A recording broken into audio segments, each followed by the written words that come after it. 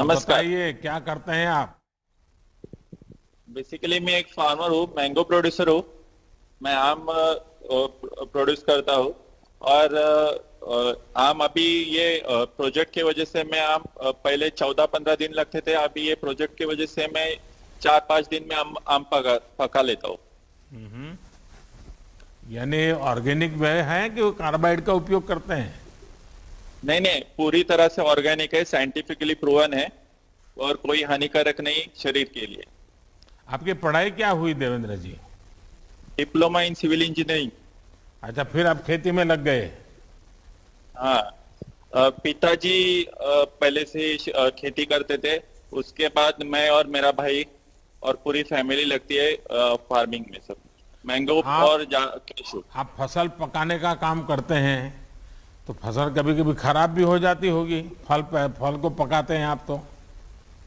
हाँ, होती थी, पहले होती थी। जो हम पकाते थे तो उस टाइम थोड़ा सा यानी 20-30% खराब होने का चांसेस था। लेकिन अभी ये राइपनिंग चेम्बर्स की वजह से क्या हुआ, उसमें 28 to 30 डिग्री का टेम्परेचर मेंटेन रहता है। तो उसमें स्पॉन्जी टिश्यू का जो इश्यू रहता है एक्सेसिव टेम्परेचर की वजह से, वो बिल्कुल चला गया। 28 to 30 डिग्री मेंटेन होता है और उसमें स्पॉन्जी टिश्यू निकल गया है सब। तो आपके किसानों को मालूम है कि अब लोग ये कार्बाइड के द्वारा पकाए हुए फल खाना पसंद नहीं करते हैं। ऑर्गेनिक वे में पके हुए फल खाना पसंद करते हैं और इसलिए उनको पैसे ज्यादा मिलते हैं क्या किसानों को। हाँ बिल्कुल। अभी समझो हमने खुद का अभी प्रोडक्ट बना दिया। अभी मैंने क्या किया है, मार्केट बना दिया है। मेरा जो ब्रांड है उसका नाम लग दिया श्री विश्वेश्वर मैंगोज। और उसके ऊपर मैं लिख सकता हूँ कि साइंटिफिकली प्रूवन ऑर्गेनिक राइपन, ऐसे लिख सकता हूँ। और जो क्या है अभी, जो इसमें राइपनिंग चेम्बर में पकाते हैं वो आम एकदम गुड क्वालिटी का निकलता है। तो उसमें जो विष जो होता है कार्बाइड की वजह से, वो होता नहीं है। और यानी पूरा हानिकारक नहीं है, एकदम सेफ है। देवेंद्र जी ये बताइए कि आपके मन में ये विचार कैसे आया कि आप ये फल पकाने का प्रोजेक्ट शुरू करें। सर ये एक प्रॉब्लम आया था। अभी देखो कोविड का पीरियड आ गया। कोविड की वजह से मंडियां बंद रही। तो अभी करने का क्या। तो एग्रीकल्चर डिपार्टमेंट ने रत्नागिरी में से बहुत अच्छा काम किया। उन लोगों ने हम फार्मर लोगों का जो फोन नंबर्स वगैरह है वो डिस्ट्रीब्यूट किया हाउसिंग सोसाइटी में। तो उसकी वजह से हाउसिंग सोसाइटी की उधर से हमको फोन आना शुरू हो गए कि हमको आम चाहिए करके। लेकिन उनको आम पका के चाहिए था। तो हमको उस वक्त मेरे पास राइपनिंग चेम्बर नहीं था, तो मैं दूसरी जगह जाता था पकाने के लिए, अपने यहाँ लगा लेता था आड़ी। तो उसमें 10-15 दिन लगते थे, तो मेरे को टाइम कंज्यूमिंग लग रहा था। तो सोचा चलो अपना राइपनिंग चेम्बर हो सके। तो मैं खुद बैंक ऑफ इंडिया मारुति मंदिर को मिला।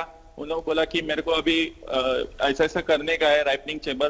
तो बोले कि एग्रीकल्चर इंफ्रास्ट्रक्चर करके एक स्कीम है, उसमें आप ये कर सकते हैं प्रोजेक्ट। तो मैं प्रोजेक्ट कर सका और मेरे को फायदा भी हो गया उससे।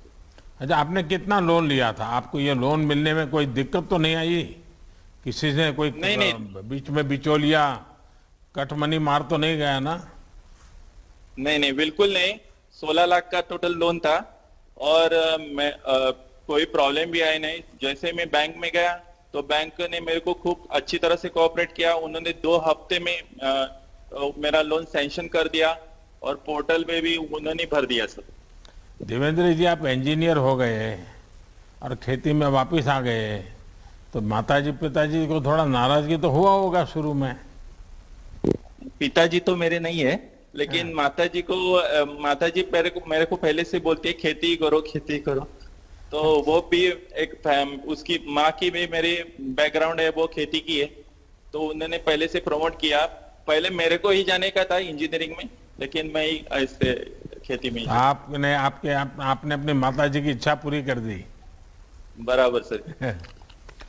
देवेंद्र जी देखिए, ये आप एक उदाहरण है कि जब एक किसान खुद ही उद्यमी बनता है और जब पढ़ा लिखा नौजवान खेती में आता है तो कितना बड़ा बदलाव आ सकता है।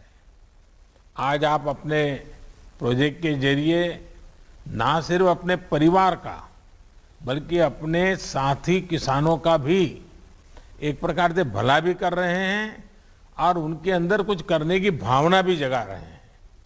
बराबर। देवेंद्र जी, आपने बताया कि आपको लोन कितनी आसानी से मिल के गया। आज से 6-7 पहले तो गरीब किसानों को लोन मिलने में कितनी दिक्कत आती थी, वो सब जानते हैं। हमारी कोशिश है कि हमारे किसानों को पैसों की, संसाधनों की किसी तरह की कमी ना हो।